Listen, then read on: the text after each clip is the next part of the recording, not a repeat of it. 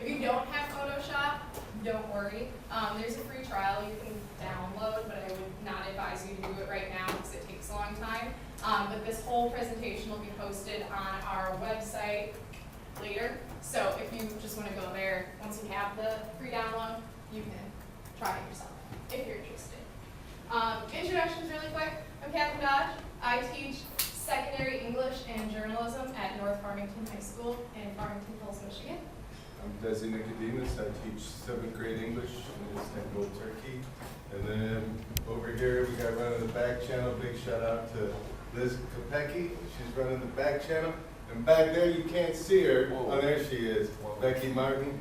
She teaches 6th grade in Michigan, where she'll be filming in class. Yes. Also, if you would like to go to our back channel at today'smeet.com/Adobe Basics, where you can ask your questions, and if we don't get to them at the end of this session, we'll answer them later on. We'll give you time to put this in. Once again, it's today'smeet.com/Adobe Basics. So if you just have that pulled up throughout the session, you have questions that pop into your head, you can throw them on there. Liz might be able to answer some of them for you, otherwise, yeah, we'll come back to them. So today we're going to talk a tiny bit about Adobe Creative Suite, and we'll focus on one program in particular, but the Adobe Creative Suite Design Standard Package offers basically the leading programs in design, editing, and creation for all forms of media.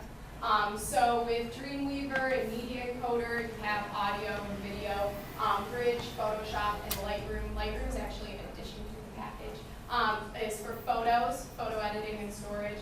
And then Adobe Acrobat and InDesign are for interactive or print text document creation with a lot of design options. And then Adobe Illustrator, I just consider it an amazing thing for any type of design, text, web, print, anything, really. So I use the Adobe Creative Suite package in my journalism classes almost daily. I've also used them in my English classes as well because I have them at my school. I use them at home on a very regular basis for a lot of things. If you are interested in the program, but you're not ready to incorporate it into your classroom, it is really wonderful to learn some of these programs on your own, just to add some creativity to your lessons, to your teaching, or if you just want to mess around with them yourself, that's cool too. One drawback that I want to present to you up front on this package is the cost. It's something that most people know about. It is an expensive package, but you do get several programs, a lot of variety for that cost. There's teacher and student discounts, which help. I bought mine for myself, and it cost about $200 for the package. That price was completely worth it to me. I can tell you I've used it worth that cost and way more. But one good thing to know is that the more licenses you purchase, the more cost effective it actually is. So if you have been hesitant to present this kind of programming to your tech department or your administrators about bringing it into school, one good thing to think about is my school just purchased 250 licenses of the CS6 package for our media centers. The average cost was $25 per computer. So my personal computer cost me about $200 with a discount. At my school, the way it worked out with the number of licenses they purchased was about $25 per computer. So thinking of it that way, it does work out differently. If you present it as the cost per student, it can be even less.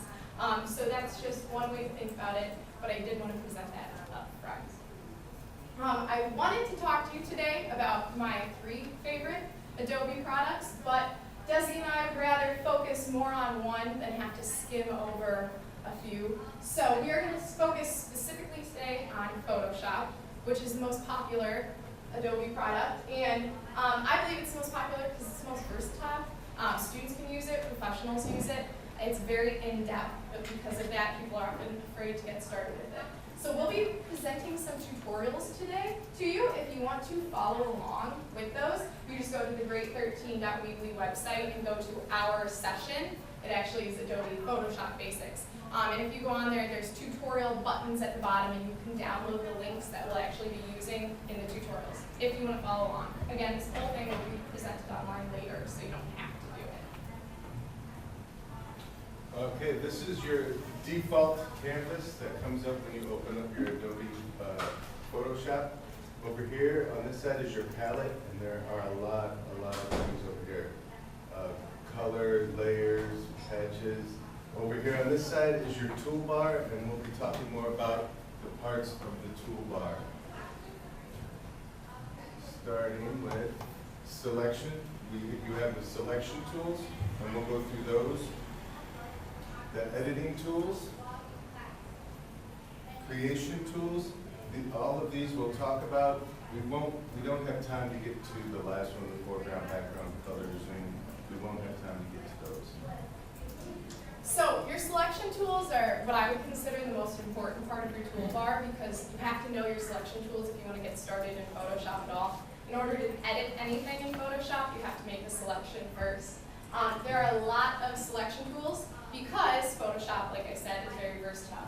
It will let you create a number of selections. It will let you work with pretty much any photo, design, any canvas that you want to work with. Photoshop is really good at trying to figure out what you're trying to select and what you're trying to do.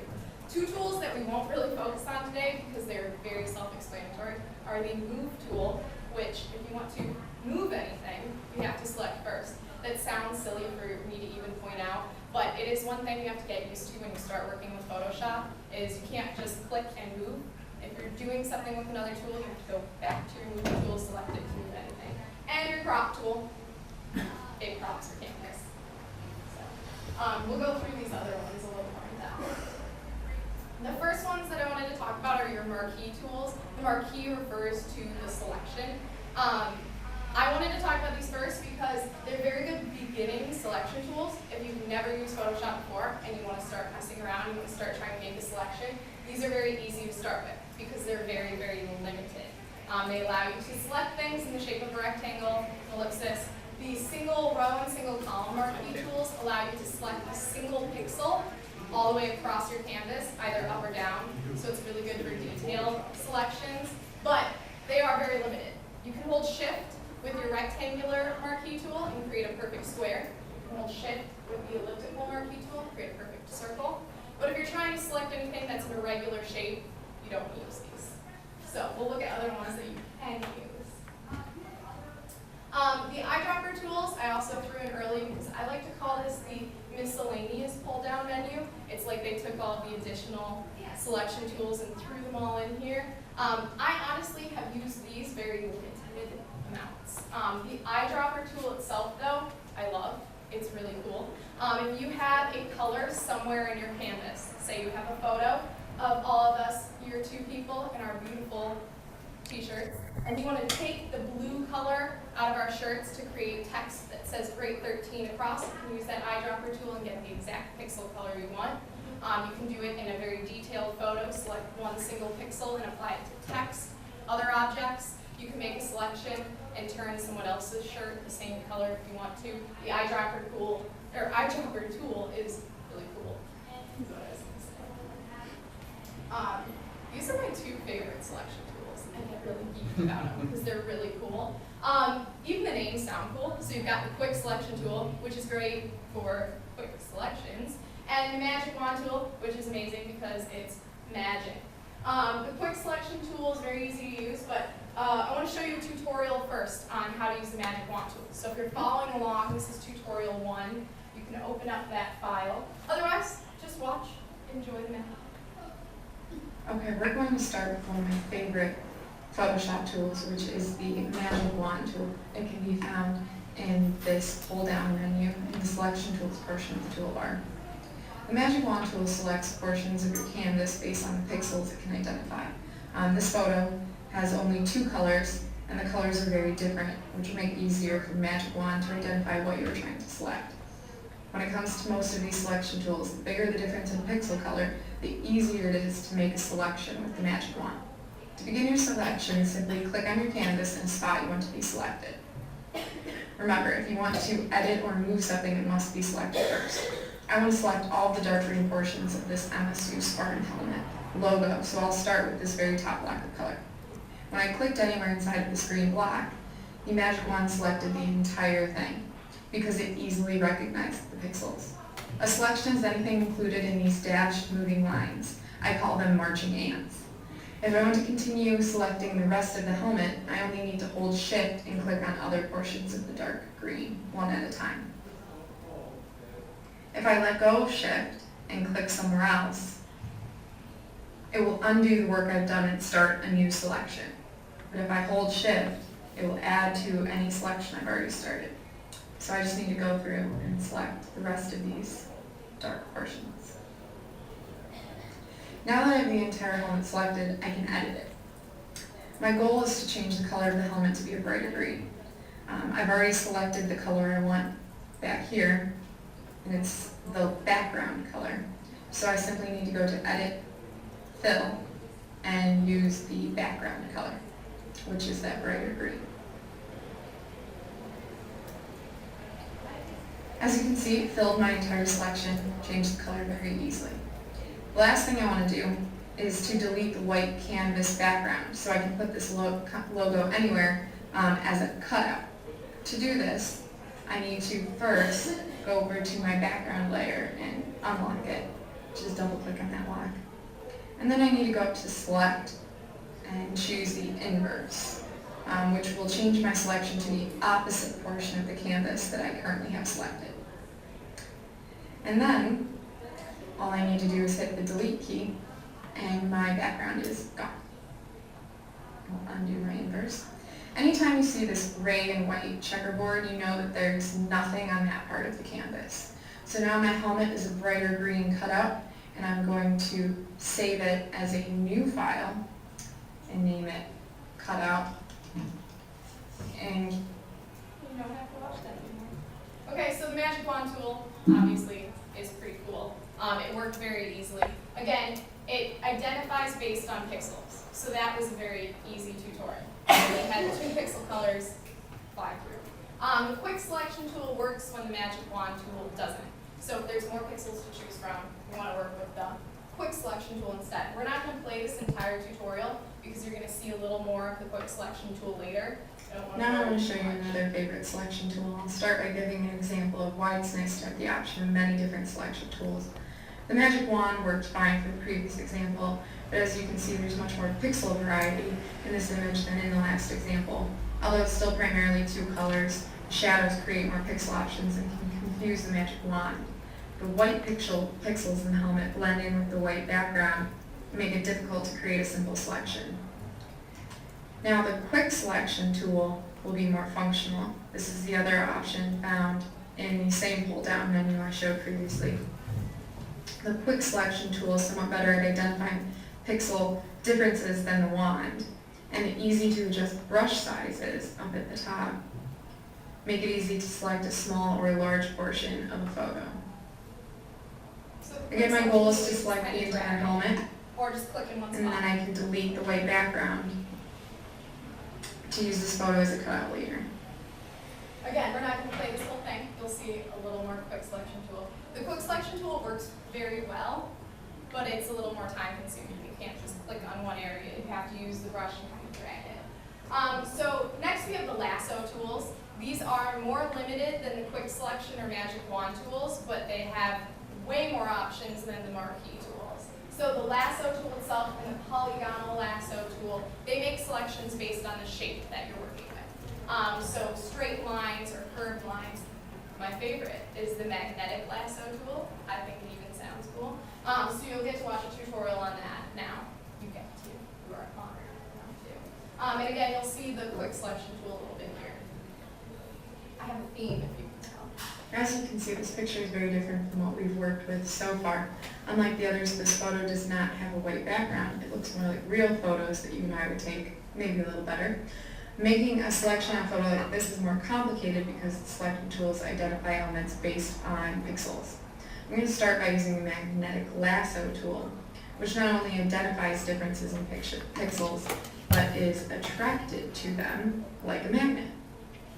Using this tool, the lasso will snap to areas near your mouse You can go back. where it identifies differences in pixels.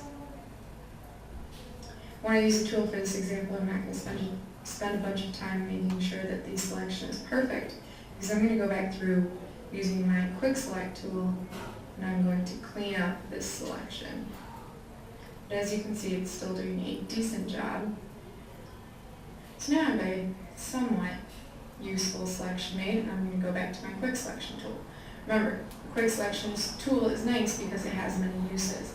I'm going to go through and follow in the lines and add or delete from my selection as necessary. I'm just going to clean up the areas that I did not select well using my magnetic lasso. So the quick selection tool at the top allows you to add to or subtract from a selection. So you can really clean up a messy selection. I use that magnetic lasso tool and just drag it around and then subtract a little more than I need to, but it's pretty easy to go back from.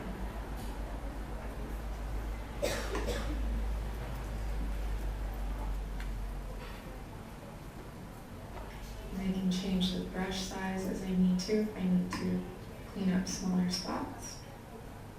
Again, we won't make you watch this whole one. It's online, so if you want to keep messing with it, if you're doing this tutorial, you can keep adding to or selecting from, or subtracting from your selection. At the end, I did the same thing with the first one where I went to select inverse and deleted the background. Once you have a selection, it's easy to do that kind of thing. So again, these are all on the website if you want to follow along. The last two you'll get to watch more. Get more in depth with the healing stamp and eraser tool. The brush tool is very simple. It's exactly what it says. It gives you brush strokes in Photoshop. The history brush is like a time machine that lets you lift images off of previous images that you put on top of. Gradient, you just blend colors together. The Dodge tool is the one that helps, it saturates an image or it sharpens one part of an image. And then the blur tool does exactly what it says. It takes everything out. You can choose the background to be out of focus and the front picture to be in focus. Okay, so healing tools. These are the tools that people normally think of when they think of standard Photoshop. So you generally would think of someone having an up-close picture, maybe there's some wrinkles there that they don't like, so they go in and they use these healing brushes to fix them.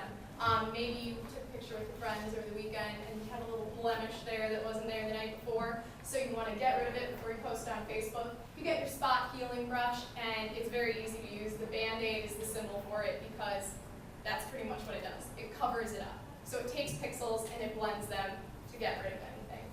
The healing brush tool does the same but for bigger areas. So when people get pictures taken at a studio, they generally use these types of brushes to fix any imperfections that you have.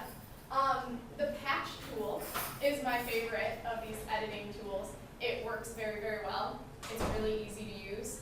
It's only applicable in certain situations depending on what kind of photo you're working with. But you'll get to watch a tutorial on that in just a second. And then there's the red eye tool. Pretty standard in photo editing. It works better than most photo programs because it's very specific about how you're trying to fix the red eye, so it can fix any sort of those issues. So now you can watch a very quick tutorial on the patch tool. It's not named magic, but I think it's borderline magic. I have two favorite editing tools, the clone stamp tool, which we'll look at next, and the patch tool, which I'll show you right now. The patch tool is amazing for quick, simple photo editing fixes. If we look at this original picture of Sparty, you'll see that it's a great photo, but there's a reflection in the camera, so we have a big bright spot in the photo. The patch tool will clean this up, no problem. With the patch tool, you simply draw around the area you want to fix. It works best with smaller areas. And you drag that selected portion to the nearby clean area of the photo. In the patch tool, analyze the pixels, blend, and replace. In this situation, the patch tool blends just enough to make it look like the bright spot was never there. It's that simple. Now you have a little blurred area surrounding what you just selected. But if you zoom out, it's not very noticeable. If it bothers you, you can select that area as well and try to reblend it to match. Sometimes it can make it better, sometimes it can make it worse. Sometimes the patch tool just doesn't blend pixels as well as you want it to, but there are many situations when it's the easiest fix. Like the selection tools, each editing tool has a place and a time to use it, as well as many times when it's not applicable at all, which is why there's so many to choose from. In this situation, patch tool works perfectly. And then I can just save this file as Sparty edited. Okay, so yeah, that's like what people think of when they think of standard Photoshop. There's a little more in-depth ones. These are the stamp tools. This is what I was talking about, my second favorite editing tools. There's the clone stamp tool, which we're going to watch a tutorial for. It allows you to select a portion of a photo and copy that on top of other portions like a stamp. The pattern stamp tool does the same, but you select a larger area of a photo. So say you have a picture from a boating trip you took, and you're on the boat, and there's a bunch of water. It's postcard perfect, except for a swimmer in the background, and you don't want them there in your photo album to show to your family. So you can take a selection of the water, turn it into a pattern, and then stamp that water pattern right over the swimmer until they're no longer there. Sad for them, but it will make your picture more perfect. So we'll watch a tutorial on the clone stamp tool. The clone stamp tool comes in handy when you're truly trying to Photoshop a photo. You have a nice picture, but you really want to edit it beyond reality. For this example, I'll use a home photo from my trip to Ireland. It's a nice photo of my friend and me, but I want to remove this barbed wire fence from the foreground and this very faint electrical line from the background. My best bet is to use the clone stamp tool. To use this tool, I'll select it from the toolbar, and I'll choose the stamp size that I want. Then I'll choose an area of the photo that I want to clone by holding the Option or Alt key. If I need to get rid of this whole fence, I want to choose clearer areas of the photo surrounding the fence lines. So I hold Option, and I'll click right here. Target when you're selecting an area. Then I just click and drag to copy these areas on top of the fence lines.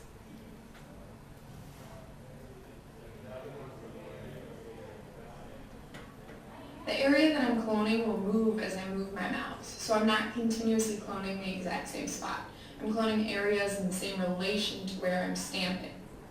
If I hover my mouse over the area where I'm going to stamp, it will show me what the stamp will look like, what I'm cloning. Using this tool, and especially with such a large area to cover, I'll need to use the select option several times to make sure I'm cloning nice areas of grass. I'll do this a number of times to clean up the fence lines.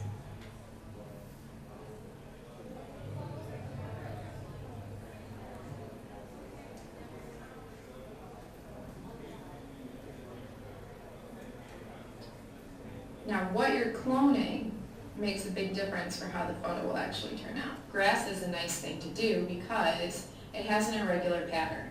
But as you can see, I've stamped a few areas that look strangely repetitive. Right here and right here. If I clone an area too many times and it looks like this, I can use my patch tool to blend the pixels in the area and make it look more realistic. So I'll click right here and drag it again to a cleaner area of the grass to blend. Makes it look less edited. And I'll do the same over here with this repetition of darker spots. And now it is blended fairly well. I can keep using the patch tool until it really looks the way I want it to. And I'm going to just keep doing this for all of these portions of the fence, which will obviously take some time. So I'm not going to show you the entire process in this tutorial, or you will be very bored. So for now, I'm just going to show you what it looks like here. Show you that you can do the same up in this top corner to get rid of the electrical line. simply hold Option until I get this target, and I'm selecting the area I want, and I'm just going to drag it and cover up this electrical line very easily. Okay, and now you'll see the final product.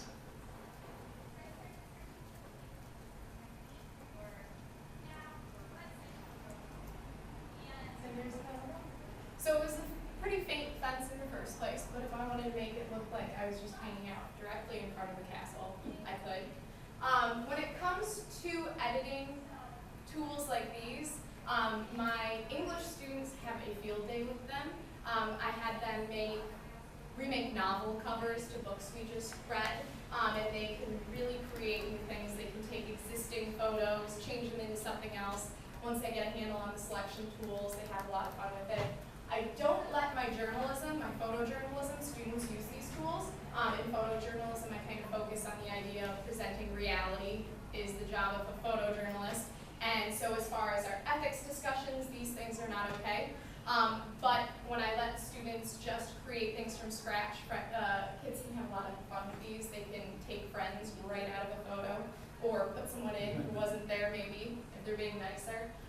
So these kinds of things, it's really cool to just get kids working with them, get them playing with them, let them create things with really limited assistance. Yep, this one cleaned it up very easily. There's also some more editing tools, the eraser tools, which are pretty standard. Eraser, it erases things. The background eraser can help you cut out backgrounds.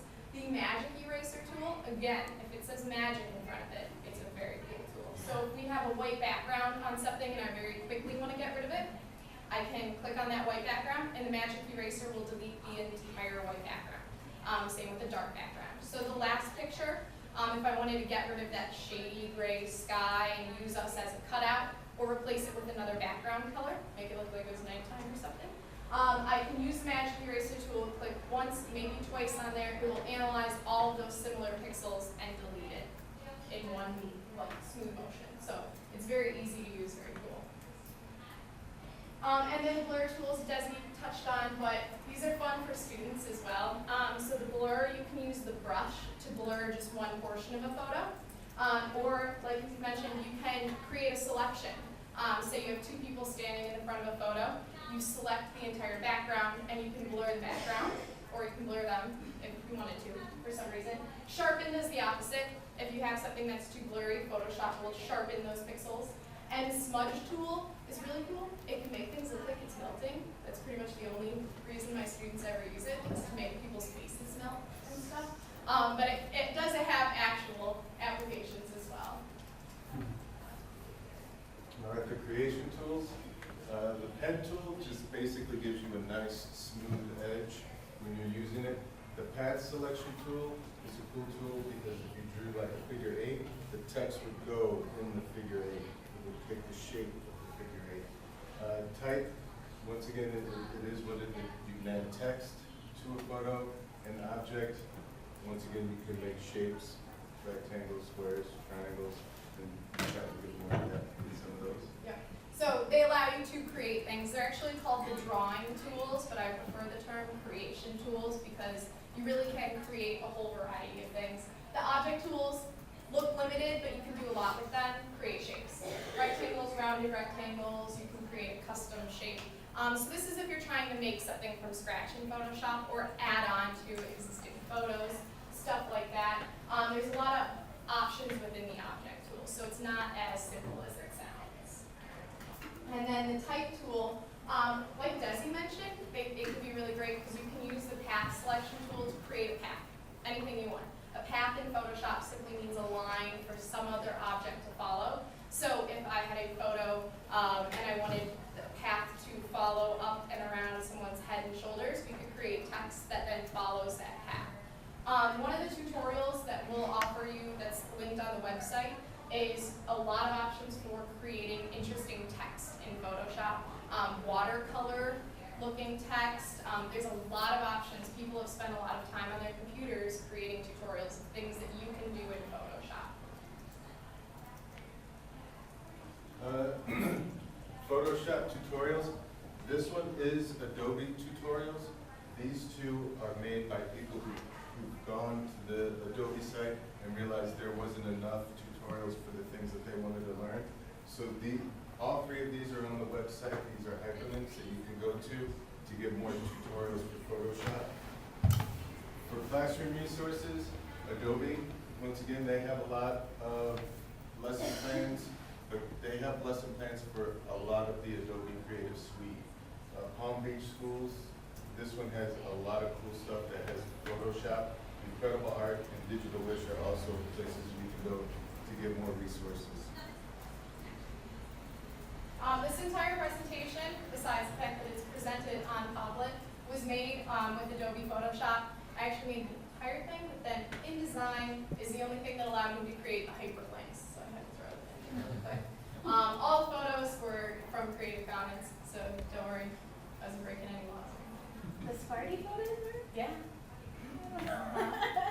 No, I did my work. Okay. Yeah. And then, again, this presentation and all the tutorials are linked on the website, so if you want to do them later, follow along. They'll be there for a while. Yes. We had a question from the audience of why would you need to select a single row? People do a lot of very intense specific work on Photoshop, so sometimes, say you're creating some type of border on a photo, the single marquee tool, I have actually used the single row marquee tool, I've used a lot of times before, to edit the color of just one single pixel. It's pretty difficult using any of the other tools to get in and just select one pixel, so it does a pretty good job with that. It seems like it wouldn't have a lot of applications, but that one pixel can really stand out when you're zoomed out of the photo and it's just off. Maybe that's just me being too detailed, but there are a lot of applications to it. I don't use it that much, but it does have uses. Were there any others? The other question was what's the difference between a selection tool and a direct selection tool? Okay, a direct selection tool selects something inside of an object. So say you've created an object on your page, on your canvas, and you have a photo inside of a square, a rectangle that you've created, and you want to edit or resize just the photo rather than the entire box that it's inside of, you would use your direct selection tools, which will select only that photo and leave the object the way it was. Does that make sense? Okay. And then we have one more thing, it's just a survey, it's not on there? No. Okay, never mind. If you can go to the GREAT13 website and then click on the Adobe session, you'll find our survey. It's pretty quick, do it if you can. I know you're all very warm, but it would be nice to get feedback. And then we will be moving after you finish your survey downstairs back to that conference room for our last